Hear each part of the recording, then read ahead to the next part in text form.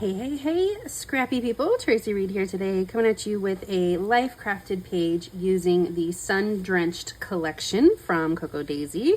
And that is the August collection? I think it's the August collection. Yes, the August collection from Cocoa Daisy. So, I have this photo of me, and I want to do an update on the recovery pages I was creating back in early May for my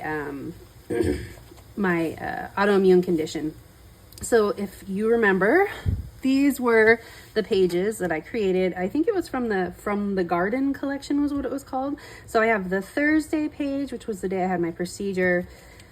Saturday, which was the first day. Well, actually I felt great. Not great. That's pushing it. I felt better on Friday. But this was the first day I took a picture. So we have Saturday, and then we ended on Sunday, which was a day I went out with my bestie. So you can see I have this black flower motif with my Sunday collection, or my Sunday page, but this is like a month-ish later now. I'm not doing a like a daily update like I was then. We are about a month out of recovery, a little bit more, and I want to do a update for that. But I'm going to use this black and white paper, black and white floral paper, because it ties in to the other floral paper, but with a new collection. So I think that will close the gap or make it work together pretty well, telling a continuous story. I do want to journal as well. I'm not sure I need a whole page for journaling though. We will find out what we're gonna do, but that was my thought process, and I thought I would put it out there before I got started. Maybe I'll do the stripe since we are hitting summer. Not sure, not quite sure. Maybe I'll just do 2 floral pages. That's kind of cool with color in the background. All right, I might do that. That might be really cool. Okay, so I'm gonna get started. I'm gonna go into the fast forward mode, and here we go.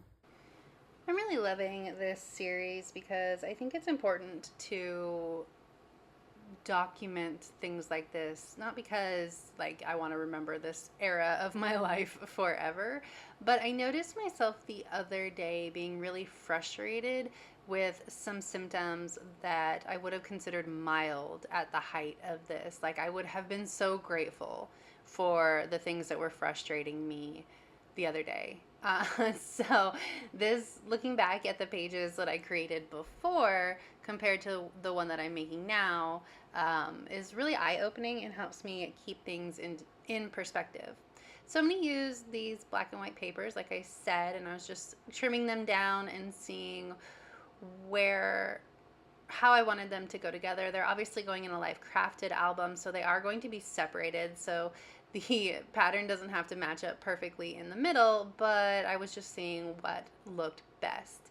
And I'm trying to decide. I have some scrap papers from the last page that I made, and I'm trying to decide which ones I want to use.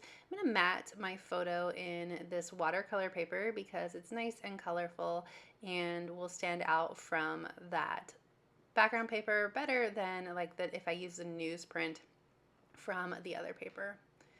So I'm not going to use too much color on this page. I am going to bring in some, but I really want to keep a lot of this black and white so that the color that I do add adds a nice pop here and there. So the cards that I chose were black and white as well.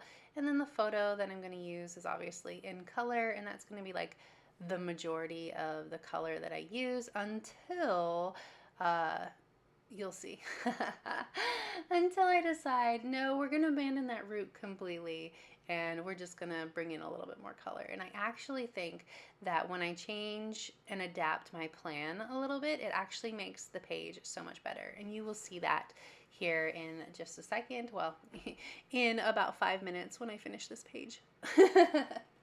So I do want to add in some journaling, obviously, so I'm going to add in this journaling card, but it really blended into the background of the page, so I'm going to matte it on the same watercolor paper that I matted my photo on.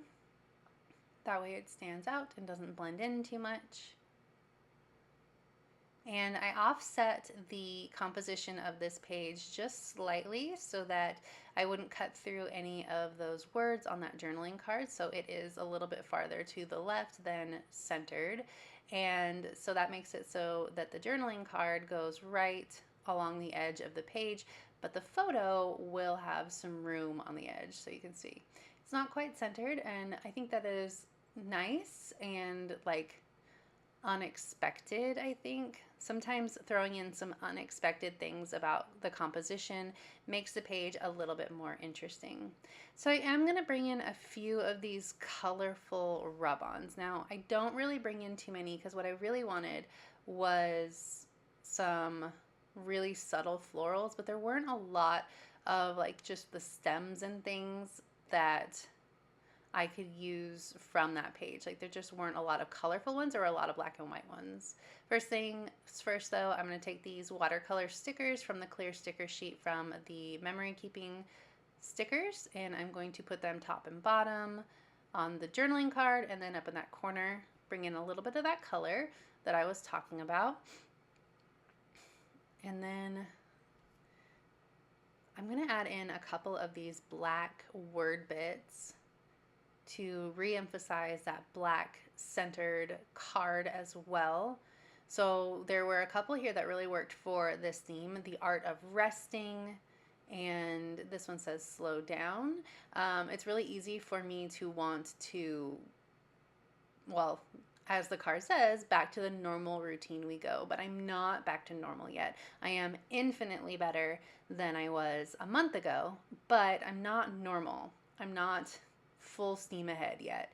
And so the slow down and the art of resting really helped re-emphasize that, I think. And I added 1 month because on the other pages it says the days of the week, and so I thought 1 month would work with that black alphabet.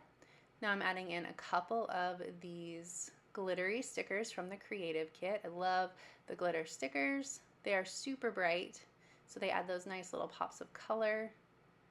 Still majorly black and white page, and I'm feeling like I love it, but there's just something not quite coming together the way that I was hoping. And so I've got all these flowers down, and it's just not quite coming together the way that I had hoped. And so I turned off my camera for just a second, thought about it, and then got to tearing. I'm loving tearing paper lately. I know it's kind of a throwback, but I love the texture that it adds to my pages. And so I just tore off the whole corner of this layout and went for it. And what I'm going to do is, look at that rub-on I put on is now gone. What I'm going to do is I'm going to take that same watercolor paper and I'm going to put it top and bottom at this page, and I feel like that just brought the whole thing together so well, and it looks so cool down there at the bottom of the page, and of course at the top of the page too. I just love the way that it looks. I am trying to decide what colors I want at the bottom, so we went with this part, and then I'm going to put this one up here at the top. I do trim off the excess in the background because I want to keep as much of this paper as possible. Love painty papers, so I'm going to try and maximize my usage of it. Cut this in half, and we are just about done here. I do need to add in my journaling, and I'm going to take this pink washi tape and I'm going to put it right across the center just to re-emphasize just that little pop of color in the middle, and then I'm going to call it good. So if you enjoyed this video, I'd love it if you give it a thumbs up. If you're new here, go ahead and subscribe. I would love to have you. If you don't already, you can follow me over on Instagram. I'm at Tracy M. Reed. I'd love to see you over there as well. If you're interested in starting a Cocoa Daisy subscription, there is an affiliate link in the description box below. And I will see you next time. Thank you.